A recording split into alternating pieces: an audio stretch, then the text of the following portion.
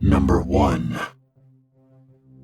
This happened to my father one stormy night in Glenwood, Colorado. It was the 1980s. My father was an electrical engineer who was just returning from a job site. He worked long hours, and it wasn't uncommon for him to be heading home around midnight to the small cabin he shared with a friend tucked back in the canyon walls. It was pouring rain. Lightning flashed only to illuminate the murky puddled patches of washed-out terrain. As my father rounded the corner upon the dirt road, he passed a large willow tree. As his headlights crossed its base, he noticed someone was crouched underneath it. It was a woman who seemed to be in her late 20s, with long tangled blonde hair. She had on fairly casual clothing, and carried a somewhat large bundle under her arms wrapped in cloth. My father, being the gentleman that he was, decided to pull over and offered her to take shelter from the storm in his cabin just up the road. She smiled and thanked him as she got into his vehicle. She explained that she had been on a hike through the canyon that day when the storm hit, and she had been caught off guard by the rain. Dad smiled and pointed out that she wasn't exactly wearing the best clothing or shoes to go on a hike. She laughed and said that she had left her place on a whim unprepared. He asked if she needed him to dry anything at his place, pointing to the bundle she held tightly under her arm. Her voice suddenly got very stern and stated no. When my father asked her where she lived around the area, things started to get strange. She started telling my dad that she had no friends or family in the area and was quite vague when asked about details of where she lived. All she responded with was that it was too far to drive to tonight in this kind of weather. At this point, my dad said he felt that she was a bit off, but chalked it up to her exhaustion from hiking and standing out in the storm for several hours. As they entered the cabin, my dad remembered that his roommate had left that morning to take a trip out of town and wouldn't be back for several days. My dad would have offered her his friend's room, but wouldn't feel comfortable doing that without her permission. Remember, this was the 1980s. Pocket cell phones weren't on everyone yet. My dad told her that she was welcome to sleep on the couch and dry off as he handed her several towels. She took them from him with her right hand, but still never let go of the bundle she hugged under her left arm. My dad at this point realized that she had never given him her name, so he introduced himself. "Nice to meet you. My name is Mary Lou," she replied. My father started to feel a bit more at ease and turned on the television for her and handed over the remote. She scanned through the channels, finally deciding on a gangster flick. There was a scene that involved a bunch of mobsters getting shot to pieces. Mary found this to be quite amusing and started to laugh in a crackling, high-pitched tone. My dad started to get a bit creeped out by this. She was enjoying it a little too much, he said. Then my dad asked her about her life, and things took a turn for the worse. When asked if she was in a relationship, she pointed down at her belt buckle and told my dad the story of her breakup. She claimed her last boyfriend wanted to be domineering over her, and to this she responded by bludgeoning him half to death in his gravel driveway with her belt buckle, the same one she was wearing. He kept saying stop, please stop, and begging, but I wouldn't show him mercy, she said, with a note of pride in her voice. My dad asked if he had been abusing her, or if she was reacting defensively, and she merely scoffed and said, "No, otherwise he would be dead." My father's unease grew as the conversations progressed. She told him about her mother dying on the operating table and how the surgeon who had been working on her walked out covered in blood and said that she would be fine. How is she supposed to be okay with all of her guts in the trash can? She spewed. Then she laughed again, glancing back at the TV screen, littered with disheveled, bullet-ridden corpses. I love the sight of blood. It excites me, turns me on, you know. Death. Draining them to death. At this point, my dad was officially done. He was bigger and stronger than she was, and he was quite streetwise as well, and had seen plenty of horrors in his life. but the way she spoke with a violent confidence, combined with her sure grip upon the bundle which lay under her arm, sent chills down his spine. He needed a plan. Finally, an idea popped into my father's head. I have a friend who's a priest in town. He has access to plenty of shelters funded by the church. You would be a lot more comfortable there instead of on our couch. They can feed you too, and arrange a ride for you to get home in the morning.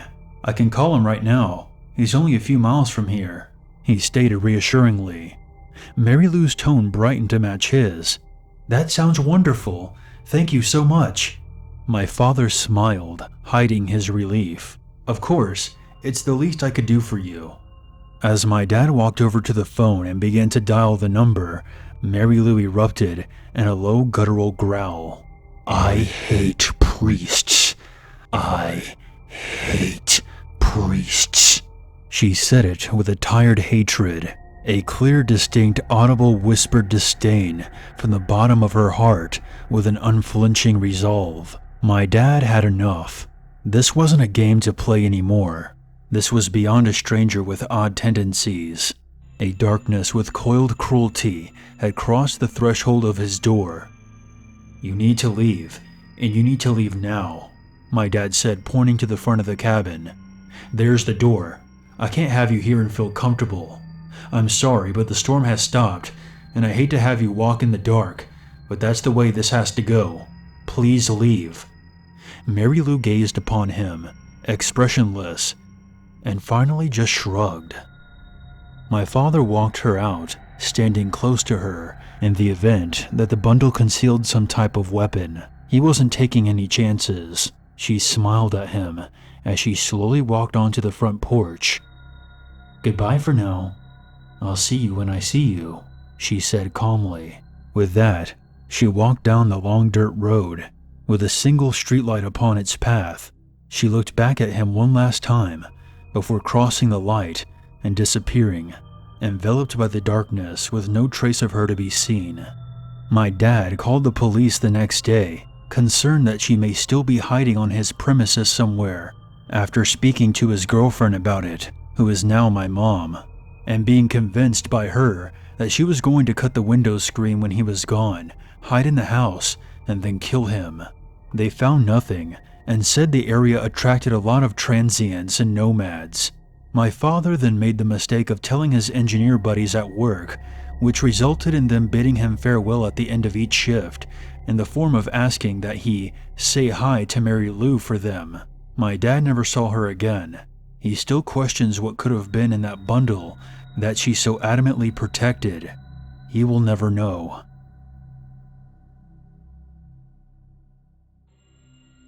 Number 2. This happened to me when I lived in Missouri about 10 years ago. My live-in boyfriend, Red, had a best friend who lived much further north from us, about a 3-hour drive along the interstate, so they didn't get to see each other too often. Occasionally, Jim, Red's best friend, would come down south for a long weekend and stay at the apartment with us. He was an attractive, successful guy who loved to dote on his friends and have fun, and as such, was always looking for adventure. On this particular weekend, Jim showed up at our door with 2 people and a dog in tow. Apparently, as he was driving down the interstate, he noticed the group hitchhiking, and because Jim loved adventure and was a genuinely nice guy, he picked them up. They were looking to go much farther south than where we lived, and since it was late, when they got there, we eventually agreed to let them sleep in our living room overnight. Now let me just say that I know that's a sketchy decision. But because we were young and I was 18 at the time and trusted Jim, who would be sleeping in the living room with them, and generally kind people, we allowed this. We allowed it. This isn't something I would ever consider at this point in my life. In any case, the hitchhikers' names were Tammy and Keith. We were under the impression that they were boyfriend and girlfriend, and they both seemed really quite nice. We all sat around drinking that night and had a pretty good time playing games and hanging out. We made a bit of a party of it, and ended up inviting another friend, Jack, an intense big guy of Samoan descent who could get very protective of his friends. but was just a big friendly teddy bear in general. At one point, Tammy brought her dog out to do its business. Jack went with her to smoke a cigarette because we didn't allow it in the apartment. It was a hot summer evening, and back then we were too poor to run the AC all the time, so we had the windows open. About 15 minutes after Tammy went to take the dog out, we heard the screeching of tires and the most pathetic, sad yelping I have ever heard in my life. I can still hear them in my mind to this day. We ran outside to see what was happening, to find Tammy bawling while Jack carried her dog in his arms towards our door. Apparently the dog ran out in front of a car and was hit in the hindquarters. He wasn't able to walk and was whimpering, his hind legs looking very wrong. Jack was a kind person, but wasn't always known for his tact, and after he set the dog down on our front lawn, he looked at me and Red and told us that he thought the dog was a goner because he could see blood coming from his nose as if his lung was punctured. This is also the night that we met our upstairs neighbor. She heard the commotion and came downstairs to see what was happening. As it turned out, she was a technician for the local animal hospital. Because Tammy was a drifter, she was kind enough to take the dog in that night and do what she could. The whole time, Jack was shaking his head saying it wasn't worth the effort. However, the kindness that my neighbors showed that night was amazing. She and Tammy left together with the dog, and were gone for a few hours before Tammy showed back up at our door, her face stained with tears. Her dog passed not long after they brought him to the animal hospital. The night was understandably somber after that point. The next day, Red and I felt badly about Tammy's misfortune with her dog and told her and Keith that they could stay another couple of nights to get everything together before they started on their way again. By the time Monday came, Jim was getting ready to head back home and Red and I had to go back to work. So we made an agreement with Tammy and Keith that they could stay another night as long as they found other things to do during the day. As much as they were okay to hang out with, we didn't want them just sitting around our apartment alone. So we would tell them to come back around the time we would get home. On Mondays, I would get out of work first before Red. By the time I got back to the apartment, Tammy was already sitting on the front steps smoking a cigarette. She looked nervous. As I let her in, she mumbled that she needed to talk to me about something.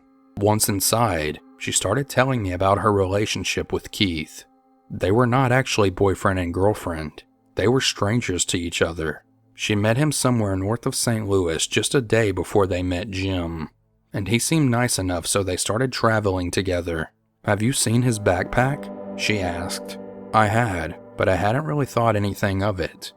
Everyone's got stuff, right? Have you noticed how protective he is of it? That I hadn't noticed, but thinking back on it, he did always seem to have it tucked beside him or behind him wherever he sat, and never had it too far from him. Again, that didn't seem terribly odd for someone whose entire life was likely in that backpack.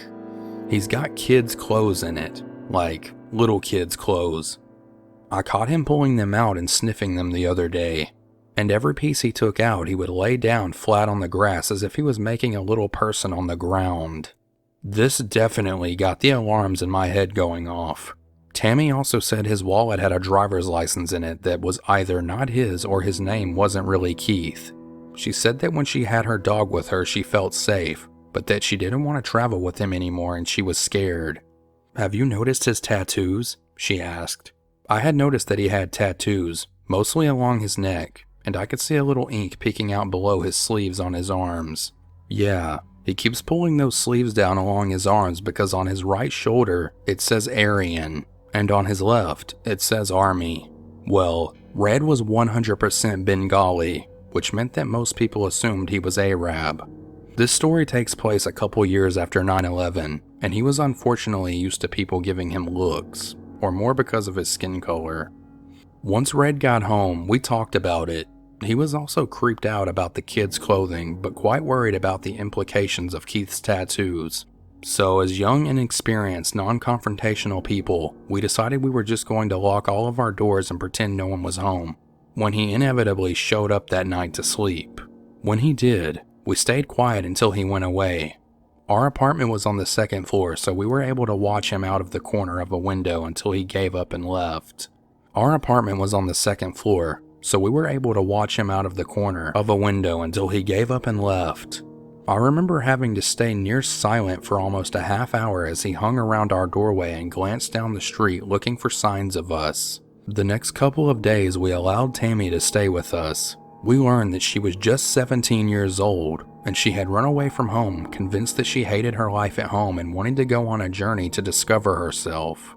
But the longer she was away, the more she hated being away, and now she was scared to go anywhere without her dog. Eventually, we convinced her to call her mother, who she hadn't spoken to in weeks. Her mother was so relieved to hear from her, and the tears that Tammy shed when she was finally able to hear her mother's voice told us everything we needed to know. Red and I pulled our money and bought Tammy a bus ticket to go back to her hometown. The last we saw of her was when we dropped her off at the bus stop. I still think of her sometimes. I hope she's doing well. A few days after Tammy left, we saw Keith wandering near the river. Thankfully, that was the last time we saw of him too.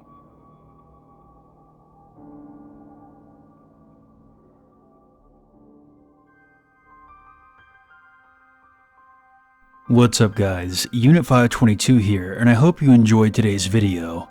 I want to give a very big thank you to my friend Southern Cannibal for joining me in this video. Some of you may recognize him as the voice of Travis from Rake vs. Dogman Part 2.